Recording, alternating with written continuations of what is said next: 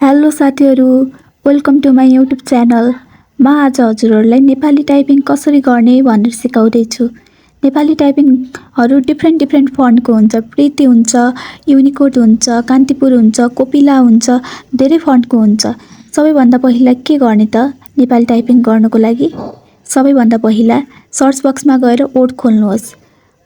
अनि वर्ड खोलिसकेपछि हजुरहरूलाई कुन फन्टदेखि गर्नु छ चेन्ज गर्नुहोस्। मैले हजुरहरूलाई प्रीतिदेखि सिकाउँदैछु, त्यसैले प्रीति सर्च गरेँ मैले। त्यसपछि साइजहरू चेन्ज गर्नु छ भने साइज चेन्ज गर्नुहोस्। आज हामी अदेखि अहसम्म सिक्नेछौँ। अ कसरी टाइप गर्ने त? अ टाइप गर्नको लागि C, small C, just C मात्र हान्नुहोस्, भइहाल्यो अ हान्नको लागि। अनि अ हान्न मैले सिकाइसकेँ। अनि आ गराउनको लागि सी अनि स्मल एफ। अनि ई को लागि के गर्ने साथीहरू? क्यापिटल ओ। क्यापिटल ओ कसरी हान्ने? सिफ्टसँग ओ हानेपछि क्यापिटल ओ हुन्छ, त्यो भनेको ई हो। अनि अब अर्को ई हान्नको लागि के गर्ने त साथीहरू?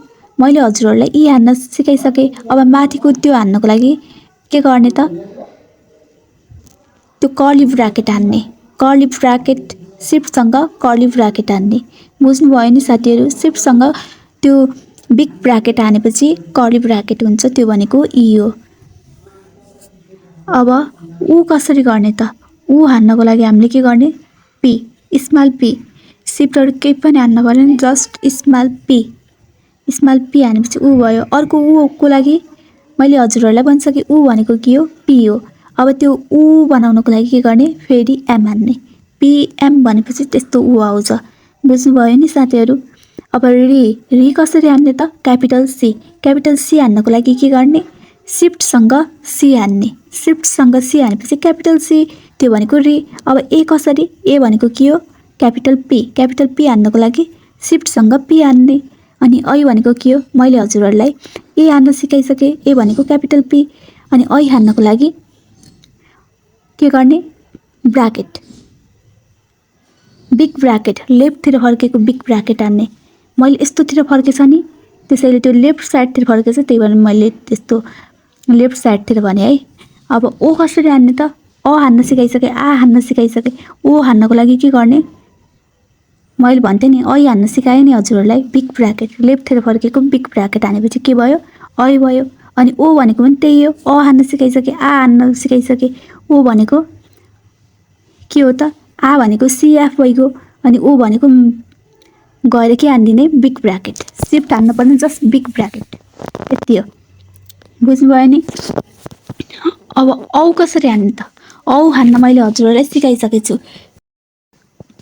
आ हान्नको लागि सिएफ भइगयो। औ हान्नको लागि के गर्ने? सिफ्टसँग त्यो अघि जुन ब्राकेट हामीले हान्यौँ नि ओमा, त्यसलाई सिफ्टसँग हानेपछि के आउँछ? कर्ली ब्राकेट आउँछ, त्यो भनेको के हो? औ हो। बुझ्नुभयो नि साथीहरू? अब अङ भनेको के हो? अ हान्न सिकाइसकेँ। अ भनेको सी भइगयो। अङ हान्नको लागि सिफ्टसँग प्लस हानिदिने, सी अनि सिफ्टसँग प्लस। अनि अह हान्नको लागि के गर्ने? अ भनेको मैले हजुरहरूलाई भनिसकेँ सी। अनि अह गराउनको लागि क्यापिटल एम। सिफ्टसँग एम हानेपछि के हुन्छ? क्यापिटल एम हुन्छ, त्यो भनेको के हो?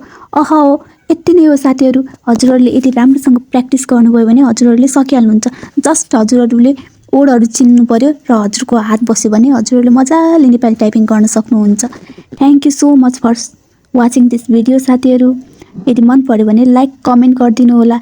म फेरि पनि हजुरहरूलाई अर्को भिडियोमा क ख सिकाउने छु, क काकी सिकाउने छु। यस्तै गरेर हामी सिक्नेछौँ। Thank you so much.